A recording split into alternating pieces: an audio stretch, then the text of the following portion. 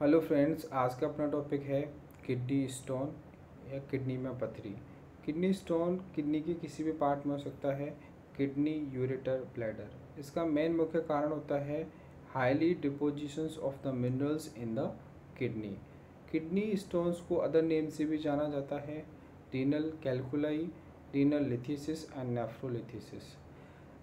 Renal stone अगर हो गया है तो इसका लक्षण क्या होंगे वो हम पता करेंगे कि इसका जो मेन लक्षण होता है, इसमें एब्डोमिनल पेन होता है, सीवियर एब्डोमिनल पेन होता है।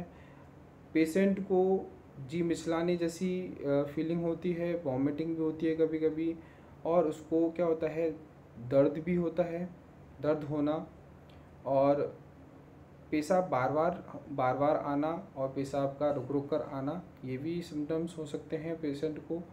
और पेशेंट को कभी कभी क्या होता है कि कम यूरिन भी आता है स्टोन फॉर्मेशंस की वजह से, और उसको इन्फेक्शन ज़्यादा होने की वजह से फीवर भी आता है। इस कंडीशन में क्या होता है, कभी कभी पेशेंट के यूरिन के अंदर ब्लड भी शो होता है, जिसको अपन बोलते हैं हेमेचूरिया। और कमर वाले रीजन में जहाँ अपनी किडनी लोकेटेड होती है उस जगह पेन भी फील होता है।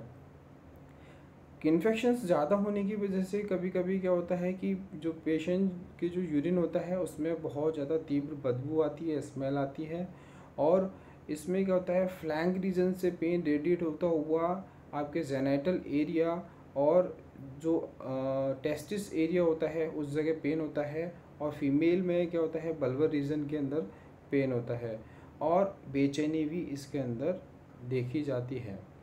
इसका कारण क्या हो सकते हैं, इसका जो मेन मुख्य कारण होता है metabolic disturbance, increase level of calcium, calcium level की इंक्रीज होने की वजह से होता है, ऑक्सिलयूरिक और यूरिक एसिड की वजह से इसका मेन कारण होते हैं स्टोन फॉर्मेशन के। लाइफ स्टाइल चेंजेस होते हैं कि सेडेंटरी लाइफ स्टाइल है तो उनके अंदर किडनी स्टोन फॉर्मेशंस ज़्यादा होता है। डाइटरी पैटर्न जैसे कि जो हाई प्रोटीन इनटेक करते हैं, जैसे कि जो मीट ज़्यादा खाते हैं, अंडे, सोयाबीन का प्रोडक्ट यूज़ ज़्यादा करते हैं, उनके अंदर क्या होता है कि किडनी स्टोन होने के चांसेस ज़्यादा होते हैं। नमक ज़्यादा खाने वाले जो बंदे होते हैं उनके अंदर भी क्या होता है कि किडनी स्टोन होने के चांसेस ज़्यादा होते हैं।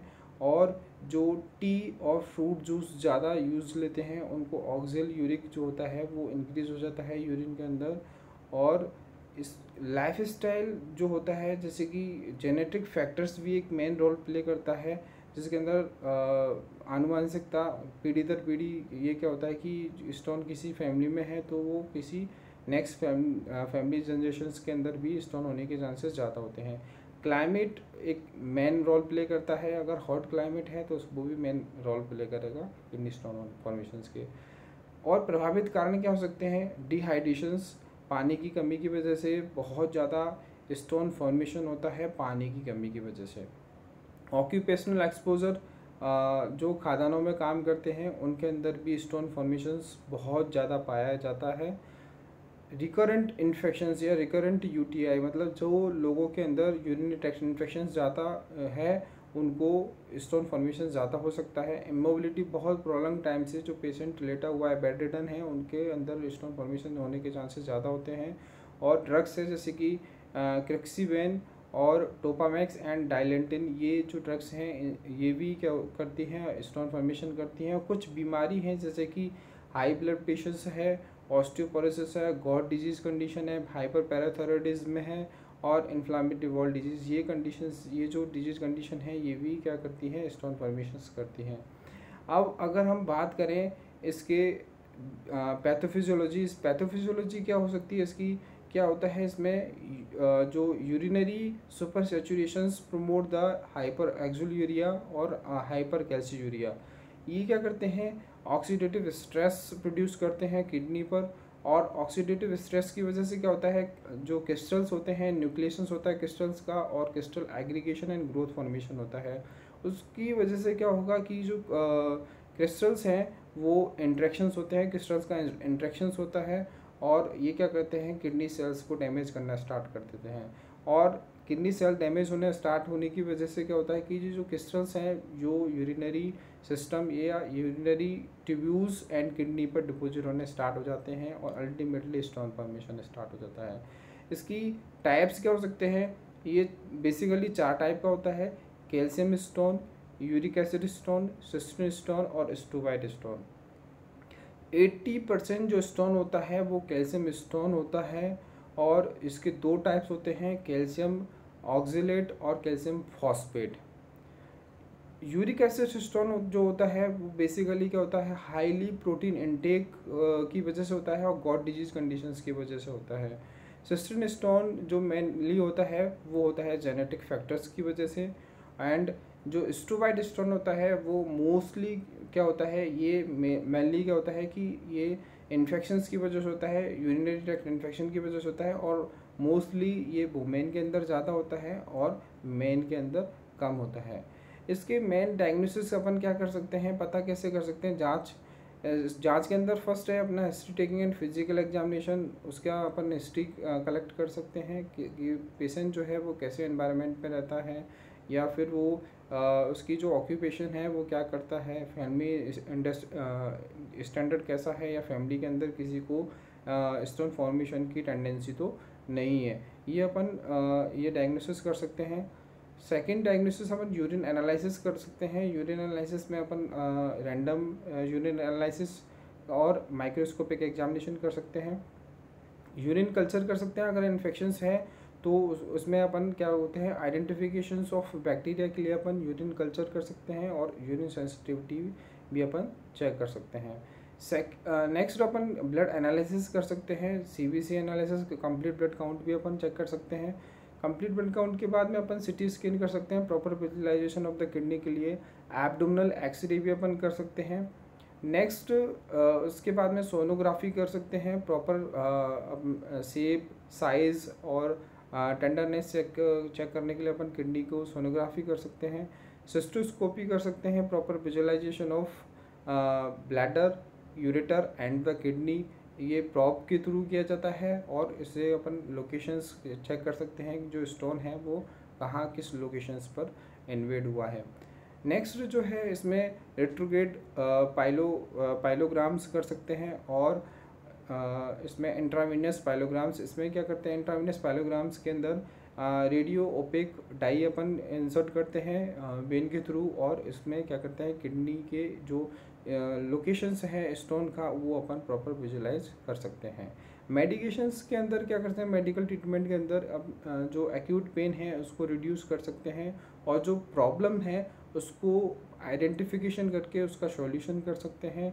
जिस डाइट की वजह से जो स्टोन हुआ है उसको डाइटरी रेस्ट्रिक्शन कर सकते हैं, डाइट को अपन अवॉइड कर सकते हैं या फिर उसकी कम मात्रा कर सकते हैं। और हाइड्रेशंस जो है, अगर पानी जो डिहाइड्रेशंस की वजह से मेन ज़्यादा होता है तो हाइड्रेशंस लेवल को अपन मेंटेन रखेंगे, या और इमोशनल सपोर्ट भी अपन पेशेंट को देंगे। नेक्स्ट सर्जरी अपन क्या कर सकते हैं, सर्जरी के अंदर लिथोट्रिप्सी है, जिसमें क्या लिथोट्रिप्सी के थ्रू अपन क्या करते हैं, जो किडनी स्टोन जो होता है उसको अपन ब्रेक डाउन कर देते हैं स्मॉल मॉलिक्यूल्स के अंदर, और वो क्या होता है, स्मॉल फ्रेगमेंट जो होते हैं, मॉलिक्यूल्स होते हैं, वो क्या यूरिन के थ्रू पास आउट हो जाते हैं। इसके अंदर फर्स्ट है PCNL परक्यूटेनियस नेफ्रोलिथोटोमी, जो बेसिकली मेन जो किडनी स्टोन के लिए जो बेसिकली जो प्रोसीजर होता है उसको PCNL बोलते हैं। इसमें क्या करते हैं कि प्रॉप के थ्रू ये प्रॉप जो होता है वो किडनी में इंसर्ट किया जाता है, और उसमें क्या करते हैं, वेव जनरेट करते हैं, और इसको स्टोन को स्मॉल फ्रेगमेंट में ब्रेक डाउन कर देते हैं। नेक्स्ट जो प्रोसीजर होता है इसको बोलते हैं ESW है, extra corporeal shock wave lithotripsy, जिसमें क्या करते हैं, जो किडनी स्टोन है उसका प्रॉपर लोकेशन फाइंड आउट करके इसको अपन क्या करते हैं, इसको वेव के थ्रू इसको ब्रेक डाउन कर देते हैं, और जो स्मॉल फ्रेगमेंट है वो यूरिन के थ्रू पास आउट हो जाते हैं। लेज़र लिथोट्रिप्सी भी करते हैं, जिसमें लेज़र लिथोट्रिप्सी के अंदर क्या करते हैं कि ये यूरेथ्रा के थ्रू इसमें अपने कैथेटर इंसर्ट करते हैं, और उसको क्या स्टोन को स्मॉल फ्रेगमेंट में ब्रेक डाउन किया जाता है। ओपन सर्जरी भी कर सकते हैं, जिसके अंदर अपन क्या जो है मेन है, नेफ्रोलिथोटोमी है, पाइलोलिथोटोमी है, और यूरेट्रोलिथोटोमी है, और बास्केट एक्सट्रैक्शंस भी अपन का मेन सर्जरी के अंदर आता है, जिसको अपन ओपन सर्जरी, जिसमें ओपन किया जाता है किडनी को, और वहाँ से अपन क्या करते हैं, स्टोन को रिमूव कर सकते हैं। प्रिवेंशन, रोकथाम कैसे कर सकते हैं? रोकथाम के अंदर फर्स्ट जो है इसमें क्या करते हैं, पर्याप्त मात्रा में पानी पीना चाहिए। जो मेन मुख्य कारण होता है किडनी स्टोन का वो होता है अपना पानी की कम मात्रा की वजह से, जिसको बोलते हैं अपन डिहाइड्रेशंस। तो इसमें क्या करते हैं 8 से 10 गिलास पर डे इनटेक करना चाहिए वाटर का, जिससे अपन जो हाइड्रेशंस लेवल है उसको मेंटेन रख पाएँ। नेक्स्ट जो है इसमें क्या करना है अपन को, कैल्शियम, अगर कैल्शियम स्टोन हुआ है तो इसके लिए अपन क्या करना है कि जो कैल्शियम जो युक्त आहार है उसको अपन को क्या करना होता है, अवॉइड करना होता है या फिर उसको कम मात्रा में लेना होता है। जैसे कि कैल्शियम युक्त आहार के अंदर अपन का आता है जैसे कि ड्राई फ्रूट्स हैं और डेयरी प्रोडक्ट है, दूध से बनी हुई चीज़ें हैं जैसे कि दही है, पनीर है और चीज़, ये सारे प्रोडक्ट हैं, रागी है, सोयाबीन, ये जो चीज़ें हैं इनको क्या करना होता है, अवॉइड करना होता है या कम मात्रा में लेना होता है। और नेक्स्ट जो है इसमें नमक, एक नमक भी, जो नमक की वजह से भी क्या होता है बहुत ज़्यादा स्टोन फॉर्मेशंस होते हैं। तो अपन को क्या करना होता है कि इसमें जो सॉल्ट है वो अपन को नॉर्मल अमाउंट के अंदर या फिर लो अमाउंट के अंदर अपन को नमक यूज़ करना चाहिए खाने के अंदर, जिससे कि अपन को ये स्टोन फॉर्मेशन से अपन को बचा जा सकता है। नेक्स्ट जो कारण है वो है जो रोकथाम का उपाय है वो है प्रोटीन युक्त आहार को क्या करना है, अपन को परहेज़ करना है या फिर अपन को कम लेना है। प्रोटीन युक्त आहार मेनली जो होता है जिसके अंदर मीट है, अंडे हैं और सोयाबीन है, ये सब प्रोडक्ट हैं, इसको अपन को क्या करना है, परहेज़ करना है और या फिर अपन कम मात्रा में इसको यूज़ करना है, जिससे कि अपन को यूरिक एसिड स्टोन जो होता है वो मोस्टली प्रोटीन के हाई अमाउंट की वजह से होता है। तो इससे अपन को यूरिक एसिड स्टोन जो होता है उससे अपन बच सकते हैं। नेक्स्ट जो है रोकथाम का उपाय है ऑक्सलेट युक्त आहार, मतलब जो यूरिनरी जो स्टोन जो होता है, जो कैल्शियम ऑक्सलेट स्टोन होता है उसको उसकी वजह ऑक्सलेट युक्त आहार की वजह से ज़्यादा होता है। ऑक्सलेट जो मोस्टली होता है वो किसके अंदर होता है, जौ के अंदर होता है, साबुत अनाज के अंदर होता है, जौ के अंदर और बियर और काजू के अंदर बहुत ज़्यादा होता है। तो इन प्रोडक्ट को अपन यूज़ करने से परहेज़ करना चाहिए या फिर बहुत ही कम मात्रा में इनका यूज़ करना चाहिए। नेक्स्ट परहेज़ क्या कर सकते हैं अपन, जो कुछ सब्जियां ऐसी होती हैं जिनके बीज से स्टोन होने के चांसेस ज़्यादा होते हैं, जैसे कि टमाटर के बीज, बैंगन के बीज और चने की दाल और उड़द की दाल और कच्चा चावल, ये जो है इनकी वजह से क्या होता है कि स्टोन फॉर्मेशन ज़्यादा होता है। तो इनका परहेज़ करना चाहिए। कोल्ड ड्रिंक्स का सेवन भी अपन को कम करना चाहिए। बेसिकली क्या होता है, हाइड्रेशन लेवल मेंटेन करना होता है। तो कुछ पेशेंट क्या करते हैं, हाइड्रेशन लेवल को मेंटेन करने के लिए कोल्ड ड्रिंक्स का यूज़ करते हैं। तो हमें कोल्ड ड्रिंक्स का यूज़ नहीं करना चाहिए, क्योंकि कोल्ड ड्रिंक्स के अंदर मेनली फॉस्फोरिक एसिड होता है, जिसकी वजह से ये क्या होता है कि स्टोन फॉर्मेशंस को और बढ़ाता है।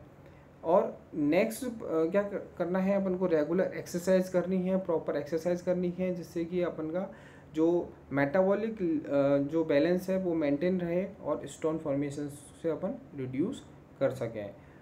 नेक्स्ट टेबलेट जो है या मेडिकेशंस है वो प्रॉपर लेना है, रेगुलरली लेना है। Thank you friends for watching my video.